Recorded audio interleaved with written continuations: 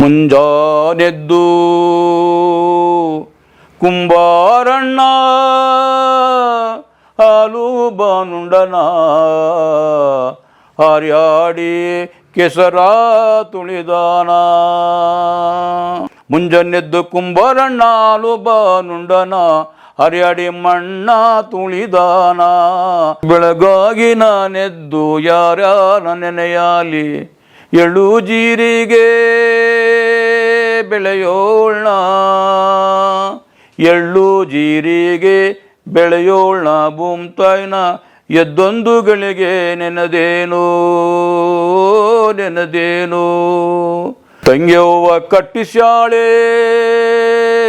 ಅಂತ್ಯವಿಲ್ಲದ ಕೆರೆಯ, 12 ತೂಬೋ ಮಧುಗಾದ,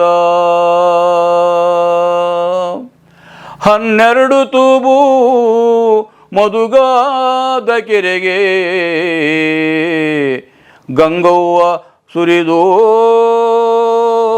ಬರುತ್ತಾಳೆ. ಅವ್ವ ಜ್ಞಾನ ಕೆಟ್ಟೋಗ್ಬಿಟ್ಟಿತ್ತು, ಬಹಳ ಅಲ್ಲೆಲ್ಲ ಕಚ್ಕೊಂಡು ರಕ್ತ ಬಂದ್ಬಿಟ್ಟಿತ್ತು. ಮನಗಿದ್ಲು. ಮೇಯ್ನ್ ರೋಡ್ ಹೋಗಿ ನಿಂತ್ಕೊಂಡು ಏನು ಆಗಲಿ 12:15 ಊಟ ಬಡಿಸ್ತಾವ್ರೆ. ನನಗೇನು ಗೊತ್ತು, ನಾನು ಹೋಗಿ ಪಕ್ಕದಲ್ಲಿ ಕೂತ್ಕೊಂಡ್ಬಿಟ್ಟೆ, ನನಗೂ ಊಟ ಕೊಡ್ತಾರೆ ಅಂತ. ಅವನೊಬ್ಬ ಬಂದ ಕಣಪ್ಪ, ಎದೋಳು ಸೋಳ ಮಗನೇ ಸಮನಾಗಿ ಬಂದು ಕುಂತಿದ್ದೆ. ಅಲ್ಲಿ ಹೊಡೆದ ಒಂದೇಟು, ಬರೆಗಳೇ ಬಂದ್ಬಿಟ್ಟೆ. ಅಯ್ಯೋ ಅಯ್ಯಕ್ಕೋ ಅಂತ ಓಡು ಬಂದ್ಬಿಟ್ಟೆ. ಯಾಕೆ ಕೊಡಿದ್ರು ಏನು ಕೊಡಿದ್ರು ಅಂತ ಬಂದು ನಮ್ಮ ಅವ್ವನ ಹತ್ರ ಗೊಳು ಅಂತ ಅಳ್ತೀನಿ. ಅವ್ವ ಎದ್ದೇ ಇಲ್ಲ, ಇನ್ನೂ ಪ್ರಜ್ಞೆ ತಪ್ಪಿತ್ತು. ಆಮೇಲೆ ನಮ್ಮ ಅಪ್ಪನ ಕೊಡದೆ, ಅವನು ಬೈದ, ಯಾಕೆ ಹೋಗಿದೆ ನಮ್ಮ ಕೇಳೋಕ್ಕಿಲ್ವಾ, ನಾವು ಉತ್ತಮರ ಮನೆ ಕೇರಿ ಒಳಗೆ ಹೋಗ್ಬಾರ್ದು ನಾವು ಅಂತ ಹೇಳ್ದ. ಅದು ನನ್ನ ಮೇಲೆ ಗಾಢವಾಗಿ ಪ್ರಭಾವ ಬೀರ್ತು, ಅಷ್ಟೇ ನೋವಾಗ್ಬಿಡ್ತು.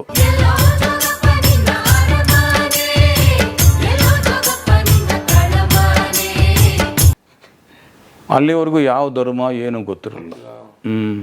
ಅವ್ವ ಜ್ಞಾನ ಕೆಟ್ಟೋಗ್ಬಿಟ್ಟಿತ್ತು, ಬಹಳ ಅಲ್ಲೆಲ್ಲ ಕಚ್ಕೊಂಡು ರಕ್ತ ಬಂದ್ಬಿಟ್ಟಿತ್ತು. ಮನಗಿದ್ಲು. ಊರಲ್ಲಿ ವಾದ್ಯ ಬಾರಿಸ್ತಾವ್ರೆ. ವಾದ್ಯ ಅಂದರೆ ಮದುವೆ ಅಂತ ನನಗೆ ಗೊತ್ತಿತ್ತು. ಅಲ್ಲಿ ಇತ್ಲೆಲ್ಲಿ ಹೋಗಿ ಇತ್ಲೆಲ್ಲ ಗಲೀಜು, ಮಾದೇಗೌಡ ಇತ್ಲೆಲ್ಲ ನುಗ್ಗಿ ಎಲ್ಲ ಆಸೆ ಮಾರಮ್ಮನ ಗುಡಿಯಿಂದ ಮೇಯ್ನ್ ರೋಡ್ ಹೋಗಿ ನಿಂತ್ಕೊಂಡು ಏನು ಆಗಲಿ 12:15 ಊಟ ಬಡಿಸ್ತಾವ್ರೆ. ನನಗೇನು ಗೊತ್ತು, ನಾನು ಹೋಗಿ ಪಕ್ಕದಲ್ಲಿ ಕೂತ್ಕೊಂಡ್ಬಿಟ್ಟೆ, ನನಗೂ ಊಟ ಕೊಡ್ತಾರೆ ಅಂತ. ಅವನೊಬ್ಬ ಬಂದ ಕಣಪ್ಪ, ಎದೋಳು ಸೋಳ ಮಗನೇ ಸಮನಾಗಿ ಬಂದು ಕುಂತಿದ್ದೆ. ಅಲ್ಲಿ ಅಂತ ಕಿವಿ ಚೋಟ ಇಸ್ಕಿ ಹೊಡೆದ ಒಂದೇಟು, ಬರೆಗಳೇ ಬಂದ್ಬಿಟ್ಟೆ. ಅಯ್ಯೋ ಅಯ್ಯಕ್ಕೋ ಅಂತ ಓಡು ಬಂದ್ಬಿಟ್ಟೆ. ಸೋಳೆ ಮಗನೇ ಯಾವನ ಕಳಿಸ್ತಾನೋ ಏನು ಬಂದು ಉತ್ತಮರು. ಅದು ಅದೇ ಕೊಟ್ಟಿಗೆಲ್ಲಿ ಊಟ ಮಾಡ್ತಿರೋ ಅವಾಗ. ಆ ಕಾಲದಲ್ಲಿ ಹಂಗಿತ್ತು, ಈಗೇನು ಎಲ್ಲ ಒಂದಾಗಿದೆ. ಆ ರೀತಿ ಹೊಡೆದಾಗ ನನಗೆ ಯಾಕೆ ಕೊಡಿದ್ರು ಏನು ಕೊಡಿದ್ರು ಅಂತ ಬಂದು ನಮ್ಮ ಅವ್ವನ ಹತ್ರ ಗೊಳು ಅಂತ ಅಳ್ತೀನಿ. ಅವ್ವ ಎದ್ದೇ ಇಲ್ಲ, ಇನ್ನೂ ಪ್ರಜ್ಞೆ ತಪ್ಪಿತ್ತು. ಆಮೇಲೆ ನಮ್ಮ ಅಪ್ಪನ ಕೊಡದೆ, ಅವನು ಬೈದ, ಯಾಕೆ ಹೋಗಿದೆ ನಮ್ಮ ಕೇಳೋಕ್ಕಿಲ್ವಾ, ಮರ್ಯಾದೆ ಹೋಗ್ಬಿಡ್ತಲ್ಲ ನೀನು, ಹಂಗೆ ಅವ್ರದ್ದು ದೊಡ್ಡವ್ರ ಮನೆ, ಅವರು ಅದು ಉತ್ತಮರ ಮನೆ ಕೇರಿ ಒಳಗೆ ಹೋಗ್ಬಾರ್ದು ನಾವು ಅಂತ ಹೇಳ್ದ. ಅದು ನನ್ನ ಮೇಲೆ ಗಾಢವಾಗಿ ಪ್ರಭಾವ ಬೀರ್ತು, ಅಷ್ಟೇ ನೋವಾಗ್ಬಿಡ್ತು. ಬೆಳೀತಾ ಬೆಳೀತಾ ಬೆಳೀತಾ ಓ ಹಿಂಗ ಅಂತ ನಮ್ಮಪ್ಪ ಹೇಳಿದ್ಮೇಲೆ ಹಿಂಗಾಯಿತು. ಅದು ಅಗಾಧವಾದ ನನ್ನ ಬದುಕಿನಲ್ಲಿ ಬದಲಾವಣೆ ಯೋಚನೆ. ಅಂದರೆ ಸರ್, ನಿಮ್ಮನ್ನು ಒಂದು ಸ್ವಂತ ವ್ಯಕ್ತಿತ್ವವನ್ನು ರಚನೆ ಮಾಡ್ಕೊಳ್ಳಿಕ್ಕೆ, ನಿಮ್ಮದೇ ಆದಂಥ ಸ್ವಂತ ಆಲೋಚನೆಯನ್ನು ಕಟ್ಕೊಳ್ಳಿಕ್ಕೆ ಇದೆಲ್ಲವೂ ಕಾರಣವಾಗಿರ್ಬೋದು ಅಂತ. ಹೌದೌದೌದು, ನೀವು ಹೇಳೋದು ಕರೆಕ್ಟಾಗಿದೆ. ಇವೆಲ್ಲ ಕಾರಣಗಳು, ಜೀವಂತ ಸತ್ಯಗಳು, ನಡೆದದ್ದು ಮಾಡೋದು. ನಾನೇನು ಕ್ರಿಯೇಟ್ ಮಾಡ್ಕೊಂಡು ನಿಮ್ಗೆ ಹೇಳ್ತಾ ಇಲ್ಲ. ಆಮೇಲೆ ಹೋಟ್ಲು ತಾವು ಹೋಗ್ತಿರಲ್ಲ ಅಂದ್ರೆ ಸೀದಾ ತಲೆ ಬಗ್ಗಿಸ್ಕೊಂಡು ಹೋಗ್ಬಿಡೋರು. ಈ ಹುಡುಗ ಯಾರ ಮಗಳ, ಪಿಳ್ಳೈನ ಮಗ ನೋಡು, ಅವನ ಪಾಡು ಅವನಾಯಿತು, ಇನ್ಯಾವ ಸ್ವಲ್ಪ SLC ಇರ್ಬೋದು, ತಲೆ ಎಲ್ಲ ಗಿಡೋರು ಅಂತ ಮಾತಾಡೋರು. ಆಮೇಲೆ ಎಷ್ಟೋ ಜನ ನಾನು ಕರೆದು ಮಾತಾಡ್ಸೋರು, ಏನೋ ಹುಡುಗ ಏನು ಮಾಡ್ತಾಯಿದ್ಯಾ ಏನು ಅಂತ. ನಾನು ಹಿಂಗೆ ಓದ್ತಾ ಇದ್ದೀನಿ ಅಂತಾನೆ. ಭಾನುವಾರ ಶನಿವಾರ ಮಾತ್ರ ಕೆಲ್ಸಕ್ಕೆ ಹೋಗ್ಬಿಡಿದೆ, ಕೂಲಿ ಕೆಲಸಕ್ಕೆ. ಮಲ್ಲಪ್ಪ ಮೇಷ್ಟ್ರ ಮನೇಲಿ ನಮ್ಮಣ್ಣ ಕೂಲಿ ಇದು ಜೀತ ಇದ್ದ, ಅವ್ರ ಮೇಲೆ ನಾನು ಕೆಲಸ ಮಾಡೋನೆ. ಅವ್ರ ಮಗ ನಾನು ಭಾರಿ ಕ್ಲೋಸ್ ಫ್ರೆಂಡು, ಮಲ್ಲಪ್ಪನ ಮಗ, ನಾವಿಬ್ಬರೂ. ಆಮೇಲೆ ಅವನು ಅಗಾಧವಾದ ಪ್ರಭಾವ ಬೀರಿದ ನನ್ನ ಮೇಲೆ ಬಾಲ್ಯದಲ್ಲಿ. ಯಾವಾಗ ರಾಗಿಲ್ಲ ಅಂದ್ರೂ ನಾನು ಒಳಗಿಂದ ಆ ಕಡೆ ನಮ್ಮ ಮನೆ ಬೇಲಿ, ಆ ಕಡೆ ಅವ್ರ ಮನೆ ಗೌಡ್ರ ಮನೆ, ಈ ಕಡೆ ನಮ್ಮ ಮನೆ. ಅಲ್ಲಿಂದ ರಾಗಿನ ಕಟ್ಬಿಟ್ಟು ಈಚೆ ಬಿಸಾಕ್ಬಿಡೋನು ಈ ಕಡೆಗೆ. ಅದು ಎತ್ಕೊಬಂದು ಅವಾಗ ಎಲ್ಲ ಹಸ್ಕೊಂಡಿದ್ರವ್ರಿಗೆಲ್ಲ ಬೀಸಿ ಅಡುಗೆ ಮಾಡೋರು. ಸೌದೆ ಬೇರೆ ಇಲ್ವಲ್ಲ, ನಮ್ಮಣ್ಣ ಸೌದೆನೂ ತಗೊಂಡೋಗಿ ದನ ಮೇಯಿಸುವಾಗ ಅಲ್ಲಿ ಇಡೋನು, ದೊಡ್ಡದೊಂದು ಮೆದೆ ಥರ ಹಾಕಿರೋರು. ಅದೊಂದು ಸೌದೆ ಇದನ್ನೇ ಈಚೆಗೆ ಈ ಕಡೆ ಬಿಸಾಕ್ಬಿಡೋನು. ಆಮೇಲೆ ಒಂದು ಸೇರಾಗಿ 4 ಆಣೆ ಈಸ್ಕೊಳ್ಳೋದು. ಯಾಕಂದ್ರೆ ಅದು ಈಸ್ಕೊಂಡು ನಾನು ಕರ್ಕೊಂಡು ರಾಮನಗರದಲ್ಲಿ ಹೊಸಪೇಟೆ ಅನ್ನೋರು, ಅವಾಗ ಕ್ಲೋಸ್ಪೇಟೆ ಅನ್ನೋರು ಇಂಗ್ಲೀಷ್ ಅಲ್ಲಿಗೆ ಪಿಕ್ಚರ್ ಕರ್ಕೊಂಡು ಹೋಗೋದು ನನ್ನ. ಆಮೇಲೆ ಇಷ್ಟೆಲ್ಲ ಅವನು ಮಾಡೋನು. ಎಷ್ಟೋ ಸಾರಿ ಒಂದು ಸಾರಿ ಯಾರು ಇರಲಿಲ್ಲ ಅವ್ರ ಮನೆಯೊಳಗೆ, ಕತ್ತಿನ ಪಟ್ಟು ಇಟ್ಕೊಂಡು ಒಳಗಡೆ ಹೇಳ್ಕೊಂಡು ಹೋಗ್ಬಿಟ್ಟ ಸರ್ ಮನೆಗೆ ನಮ್ಮ ನಾಗರಾಜು ಸತ್ತು. ಮಲ್ಲಪ್ಪ ಮೇಷ್ಟ್ರ ಮಗ. ನನಗೆ ನಡುಗೋಯ್ತು, ಇನ್ನೊಬ್ಬ ಮನೆಗಳಿಗೆ ಹೇಳ್ಕೊಂಡು ಹೋಗ್ಬಿಟ್ಟು ನಲ್ಲೇನೋ ಹೊಡೆದಾಕ್ಬಿಡ್ತಾರೆ ನನ್ನ ಅಂತ. ಯಾವ ಹೊಡಿತಾನೆ ಬಾರೋ ಹತ್ತ ಮೇಲ್ಕೆ ಹತ್ತದು. ಅಲ್ಲಿ ಹೊಸವಾಗಿತ್ತಲ್ಲ, ಬೀಜಕ್ಕೋಸ್ಕರ ಕಡಲೆಕಾಯಿ ಇಟ್ಟಿದ್ರು.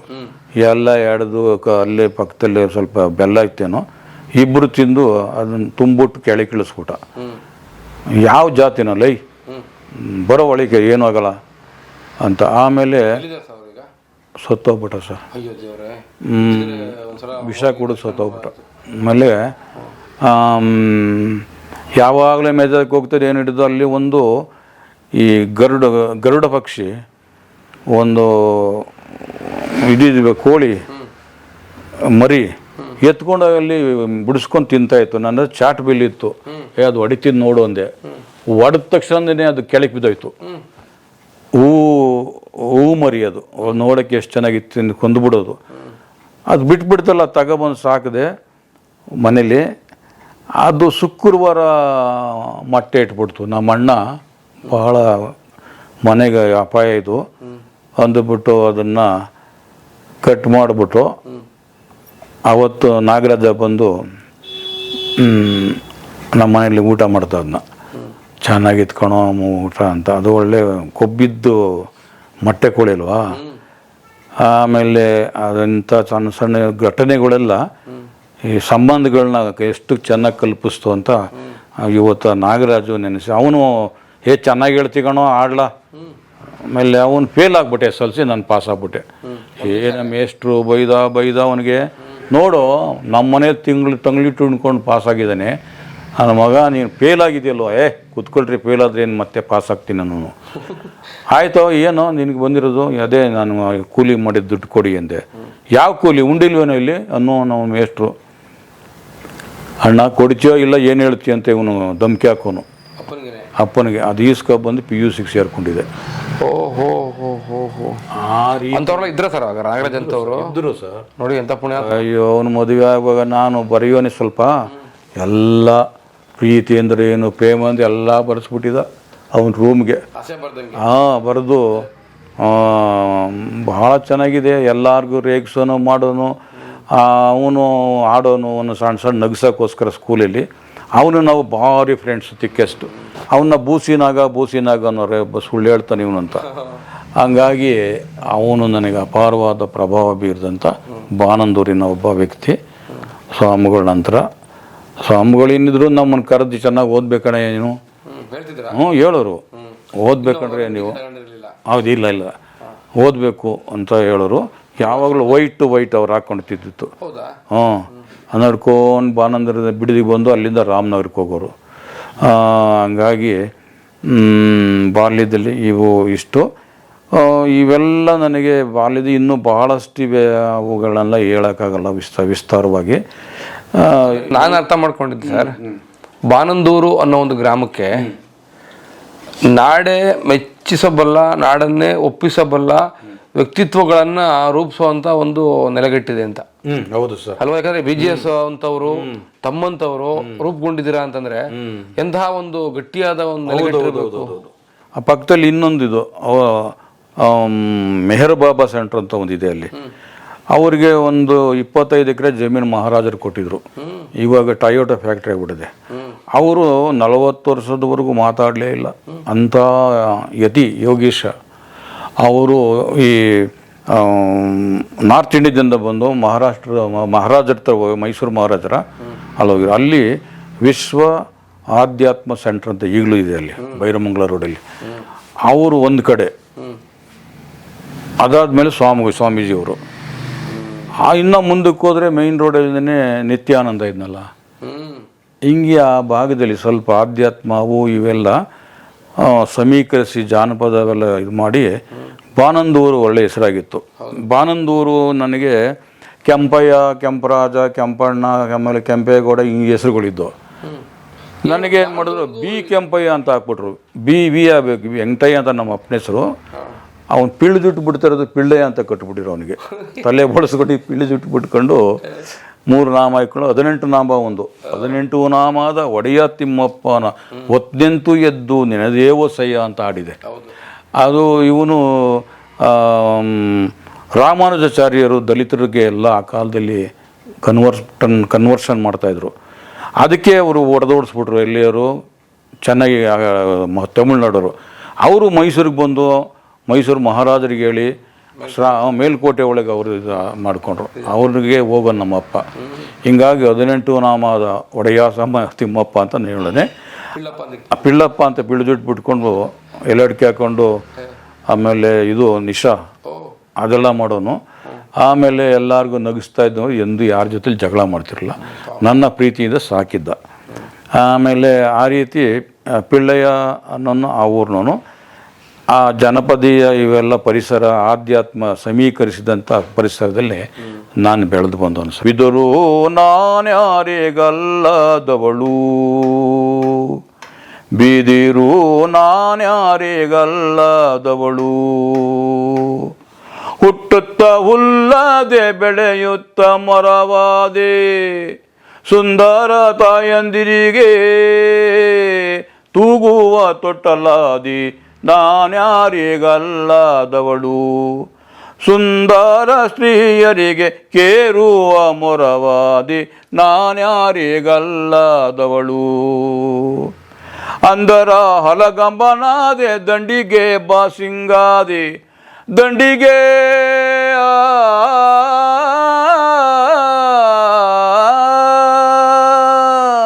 ದಂಡಿಗೆ ಬಾಸಿಂಗಾದೆ, ನೀಟುಳ್ಳ ಹುಡುಗರಿಗೆ ಬೇಟೆಯಾಡೋ ಬಡುಗಾದಿ, ನಾನ್ಯಾರಿಗಲ್ಲದವಳು,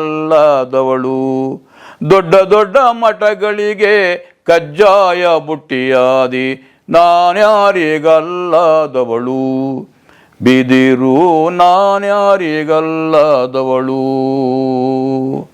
ತಿಪ್ಪೆಯ ತಳಗಿದ್ದೆ ಅದರುದ್ದ ಬೆಳೆದಿದ್ದೆ, ಸಿದ್ದರಾಮೇಶ್ವರಗೆ ನಂದಿಯ ಕೋಲಾದಿ, ನಾನ್ಯಾರಿಗಲ್ಲದವಳು, ಬಿದಿರು ನಾನ್ಯಾರಿಗಲ್ಲದವಳು, ವಸತಿಯೊಳಿಸುನಾಳ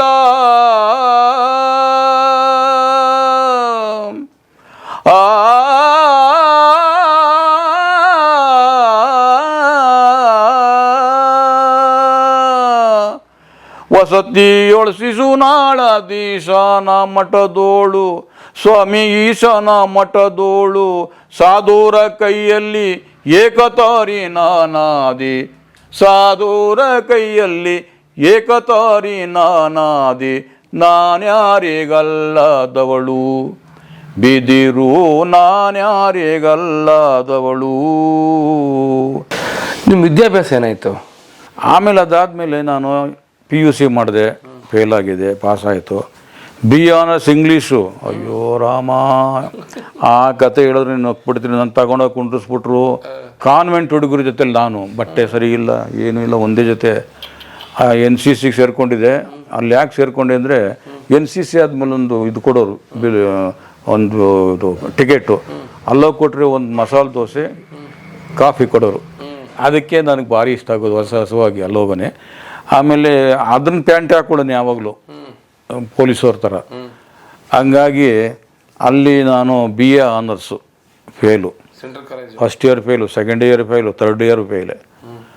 ಅಲ್ಲೊಂದು 2 ವರ್ಷ ಫೇಲ್ ಆದತ್ತಾಯ್ತಾ. ಆಮೇಲೆ ಮುಗಿಸ್ಕೊಂಡೆ BA ಆನರ್ಸು ಇಂಗ್ಲೀಷ್ ಲಿಟ್ರೇಚರು. ಮಾತಾಡೋಕ್ಕೆ ಬರೋಲ್ಲ.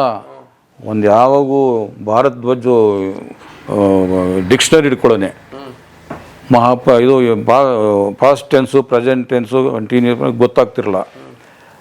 ಕುಡ್ ಅಂದ್ರೆ ಏನು, ಕುರ್ಡ್ ಅಂದ್ರೆ ಏನು, GIRL ಗಿರ್ಲ್ ಪ್ರೊನೌನ್ಸಿಯೇಷನ್ ಗೊತ್ತಿರಲ್ಲ. ಅವಾಗ ಎಲ್ಲ ಏನಾರು ಹೇಳೋದು ಇಮಿಡಿಯೇಟಾಗಿ ತೆಗೆದು ನೋಡೋದು. ಎಲ್ಲರೂ ಇದೇನು ಹಿಂಗೆ ತಗೊಂಡೋಗ್ತೀನಿ. ನನಗೆ ಇಂಗ್ಲೀಷ್ ಲಿಟ್ರೇಚರ್ ಸೇರ್ಕೊಂಡ್ರೆ ನನ್ನ ಸಹಪಾಠಿಗಳು ಇವರೆಲ್ಲ ಏನು ಗೌರವ ಕೊಡ್ರೋ, ಇಂಗ್ಲೀಷ್ ಲಿಟ್ರೇಚರ್ ಸೇರ್ಕೊಂಡಾಗ ನೀವು ಅಂತ ಎಲ್ಲ ಕೊಡೋರು. ನಾನು ಇಂಗ್ಲೀಷೇ ಗೊತ್ತಿರಲಿಲ್ಲ, ಮಾತಾಡೋಕ್ಕೆ ಗೊತ್ತಿರಲಿಲ್ಲ. ಆದರೆ ಒಂದಿನ ಕರೆದ್ರು ನನ್ನ ಗುರು ಲಂಕೇಶ್, ಕೆಂಪಯ್ಯ ಬಾರೋ ಇಲ್ಲಿ, ನೀನು ಯಾವ ಜಾತಿನ ನೀನು ಅಂತ ಕೇಳಿದ್ರು. ನಾನು ಹೇಳಿಲ್ಲ, ಜಾತಿ ಕೇಳ್ತಾವ್ರು ಇನ್ನೇನಾರು ತೊಂದರೆ ಆಗ್ಬಿಡೋದು ಅಂದ್ಬಿಟ್ಟು. ಅವ್ರು ಲಿಂಗಾಯತರಲ್ಲ. ಆಮೇಲೆ ಏಯ್ ಯಾಕೋ ಜಾತಿ ಒಳಗೆ ಹಿಂಜರಿತ್ಯಾ, ಯಾವ ಊರ ನೀನು? ಬಾನಂದೂರು ಅಂತ ಸರ್ ಇಲ್ಲಿಗೆ. ಅದಕ್ಕೆ ಬಿ ಕೆಂಪಯ್ಯ ಹೋಗಿ ಬಾನಂದೂರು ಕೆಂಪಯ್ಯ, ಬಿ ಅಂದರೆ ಬರೆದಿದ್ರು ಅವರು ಕ್ಯುಮ್ಯುಲೇಟಿವ್ ರೆಕಾರ್ಡ್ನಲ್ಲಿ. ಅದಕ್ಕೆ ಬಾನಂದೂರು ಕೆಂಪಯ್ಯ ಅಂತ ಅವಾಗಿಂದ ಹೆಸರು ಬಂದಿತ್ತು. ನಾನು ಹಾಕೋದಿರಲಿಲ್ಲ, ಬಿ ಕೆಂಪಯ್ಯನ ಹಾಕೊಳ್ಳೋದು. ಆಮೇಲೆ ನಿಮಗೆ ಬಾನಂದೂರು ಕೆಂಪಯ್ಯ ಅಂತ ಮರುನಾಮಕರಣ ಮಾಡಿದ್ದ? ಇಲ್ಲ, ಅಲ್ಲಿ ಅಷ್ಟರೊಳಗೆ ಹೆಸರು ಬಾನಂದೂರು ಕೆಂಪಯ್ಯ ಅಂತಿತ್ತು. ಲಂಕೇಶ್ ಅವರು ನಾನು ಬಾನಂದೂರು ಕೆಂಪಯ್ಯ ಅಂತ ಬರ್ಕೊಂಡಾಗ ಅವ್ರು ಕೇಳಿದರು ಒಂದ್ಸರಿ ನನಗೆ. ಆಮೇಲೆ 72ನೇ ಇಸ್ವಿ ಒಳಗೆ ಹಾಡುಗಾರಿಕೆಯಲ್ಲಿ ನಾನು ಎಲ್ಲ ಕಾಲೇಜಲ್ಲಿ ಹೋಗಿ ಹಾಡಿ ಪ್ರಸಿದ್ಧ ಪಡ್ಕೊಂಡಿದ್ದೆ. ಅಲ್ಲಿ ಹಾಡಿದೆ ಹಾಡುಗಳನ್ನ ಒಂದು ಕಾಲೇಜಲ್ಲಿ ಕಾಂಪಿಟೇಷನಲ್ಲಿ ನಾನು ಸೆಲೆಕ್ಟ್ ಆಗಿಬಿಟ್ಟೆ. 1ನೇ ಮನೆ, 2ನೇ ಮನೆ, 3ನೇ ಮನೇಲಿ ಆಡಬೇಕು. BS ಸ್ವಾಮಿ ಅಂತ ಅವರು ಆಕಾಶವಾಣಿಲಿದ್ರು, ಅವರು ಬಂದಿದ್ರು. ಆಮೇಲೆ ರಂಗನಾಥ್ ಅಂತ ಒಬ್ಬರು ನಾಟಕದಲ್ಲಿ ಎದ್ದಿದ್ರು, ಅವರು ಬಂದಿದ್ರು. ನಮ್ಮನ್ನು ಸೆಲೆಕ್ಟ್ ಮಾಡಿ ಸ್ವತಂತ್ರೋತ್ಸವಕ್ಕೆ ಇದು ಗಣರಾಜ್ಯೋತ್ಸವಕ್ಕೆ ಡೆಲ್ಲಿ ಕಳಿಸಿದ್ರು. ಆವಾಗ ನನಗೆ ಯಾವುದೋ ದೇಶಕ್ಕೆ ಹೋದಂಗೆ ಆಗೋಯ್ತು. ಒಂದು 25 ಜನ ರೈಲಲ್ಲಿ ಹೋಗಿದ್ದು. ಅದಕ್ಕೆ ಎಡ್ಡು ನಮ್ಮ ಇವರು ಯಾರು ಲಂಕೇಶ್ ಅವರು ದುಡ್ಡು ಕಾಸೆಲ್ಲ ಇಸ್ಕೊಂಡು ಕರ್ಕೊಂಡು ಹೋಗಿದ್ರು. ಒಂದು 15 ದಿವಸ ಅಲ್ಲೆಲ್ಲ ಇದ್ದು ಸರ್ಕಾರಿ ಕಾರ್ಯಕ್ರಮ. ಅಲ್ಲಿ ಮತ್ತೆ ದೋಸೆ ತಿಂತಾಯಿದ್ರು. ಬಾರೋ ಇಲ್ಲಿ ಕೆಂಪಯ್ಯ, ಯಾವ ಜಾತಿನ ನೀನು? ಆಮೇಲೆ ತಿನ್ನೋ ನನಗೆ ಸಾಕು ಅಂತ ಕೊಟ್ಟರು. ತಿಂತಾ ಇರೋದೆ. ಅವಾಗ ಇಲ್ಲಿ ದೋಸೆ ಇರಲಿ, ನಮಗೇನು ಬೇರೆ ಕೊಡಿಸಿದ್ರು. ನಾನು ತಿಂದೆ. ನಾನು ದಲಿತರು ಅಂತ ಅವಾಗ ಆಗಿರಲಿಲ್ಲ. ಶೆಡ್ಯೂಲ್ ಕ್ಯಾಸ್ಟ್ ಸರ್ ಅಂತ ಅಂದೆ. ನಾವು ಅದೇ ಕಣೋ ಅಂತ ಅಂದರು. ಆಮೇಲೆ ಅವಾಗಿಂದ ನನಗೆ ಅವ್ರ ಪ್ರೀತಿಯಿಂದ ಕಾಣೋರು, ಒಬ್ಬ ಶೆಡ್ಯೂಲ್ ಕ್ಯಾಸ್ಟ್ನವ್ರು ಇಂಗ್ಲೀಷ್ ಲಿಟ್ರೇಚರ್ ಓದ್ತಾವನಲ್ಲ ಅಂತ.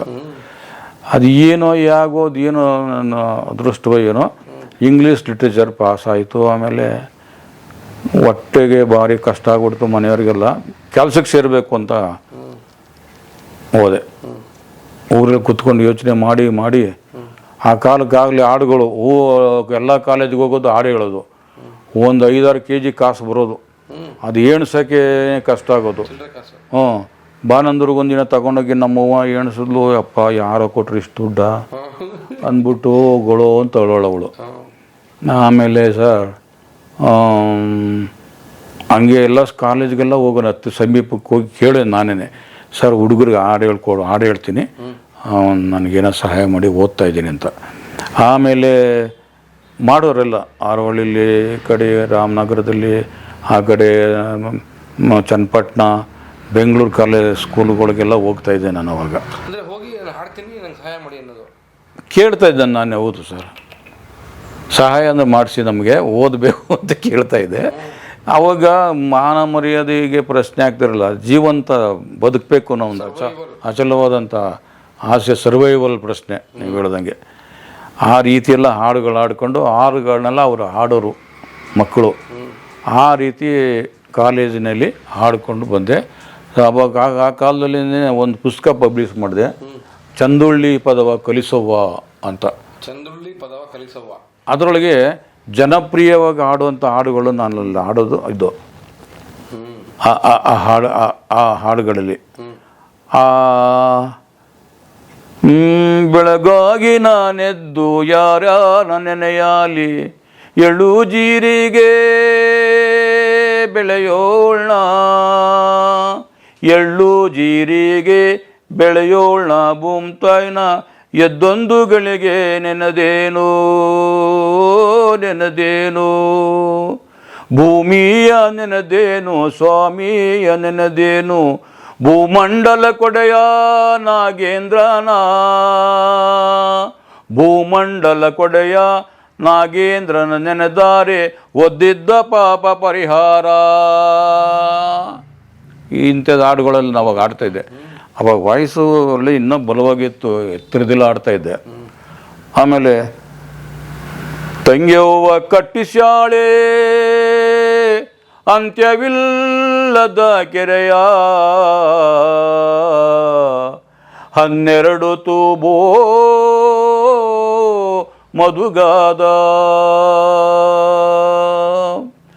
12 ತೂಬು ಮಧುಗಾದ ಕೆರೆಗೆ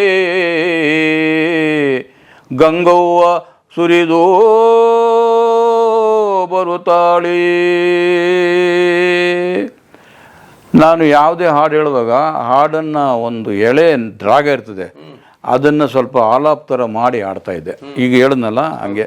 ಅದಾದಮೇಲೆ ಮಾಯದಂತ ಮಳೆ ಬಂತಣ್ಣ ಮಧುಗಾದ ಕೆರೆಗೆ, ಮಧುಗಾದ ಕೆರೆಗೆ, ಮಾಯದಂತ ಮಳೆ ಬಂತಣ್ಣ ಮಧುಗಾದ ಕೆರೆಗೆ, ಮಧುಗಾದ ಕೆರೆಗೆ, ಅಂಗೈನಷ್ಟು ಮೋಡವಾಗಿ ಭೂಮಿ ತೂಕದ ಗಾಳಿ ಬೀಸಿ ಗುಡಿಗಿ ಗೂಡಾಗಿ ಜಳ ಜಳ,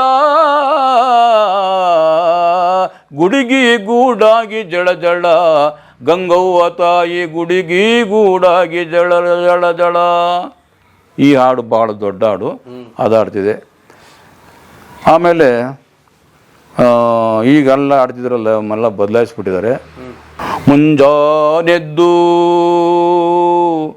ಕುಂಬಾರಣ್ಣ ಹಾಲು ಬಾನುಂಡನ ಹಾರ್ಯಾಡಿ ಕೆಸರ ತುಳಿದಾನ, ಹಾರ್ಯಾಡಿ ಕೆಸರ ತುಳಿದಾನ. ಮುಂಜಾನೆದ್ದು ಕುಂಬಾರಣ್ಣ ಹಾಲು ಬಾನುಂಡನ ಹರ್ಯಾಡಿ ಮಣ್ಣ ತುಳಿದಾನ, ಹರ್ಯಾಡ ಮಣ್ಣ ತುಳಿದಾನ. ಹಾರಿ ಹಾರಿ ಹಾರಿ ಹಾರಿ ಹಾರಿ ಹಾರಿ ಹರ್ಯಾಡಿ ಮಣ್ಣ ತುಳಿದುತ್ತ ಮಾಡ್ಯಾನ, ನಿತ್ಯರುವರು ಅಂತಂದೈರಾಣಿ, ನಿತ್ರೇರುವರು ಅಂತಂದೈರಾಣಿ. ಈಗ ಆ ಕಾಲದ ಈ ಹಾಡು ಇಷ್ಟು ಸ್ಪಷ್ಟವಾಗಿ ಸಾಹಿತ್ಯವನ್ನು ಒಡೆದು ಹಾಡುವಂಥವ್ರಿಲ್ಲ ಸರ್ ಈಗ. ಎಲ್ಲ ಇದಾವೆ, ಅರ್ಥವಾಗೋ ಥರ. ಹೌದೌದು.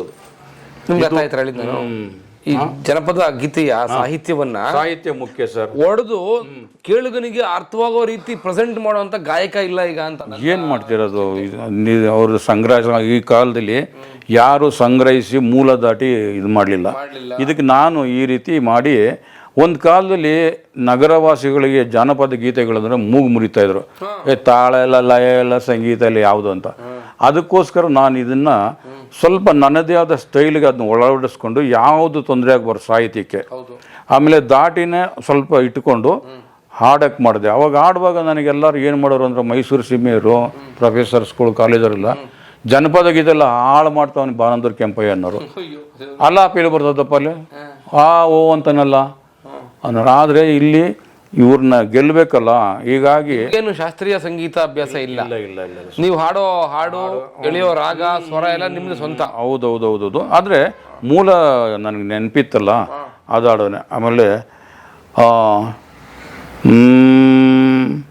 ಚೆಲ್ಲಿದರು ಮಲ್ಲಿಗೆಯ ಬಾಣ ಸುದೇರಿ ಮ್ಯಾಲೆ, ಅಂದಾದ ಚಂದಾದ ಮಾಯ್ಕಾರ್ ಮಾದೇವನಿಗೆ ಚೆಲ್ಲಿದರು ಮಲ್ಲಿಗೆಯ.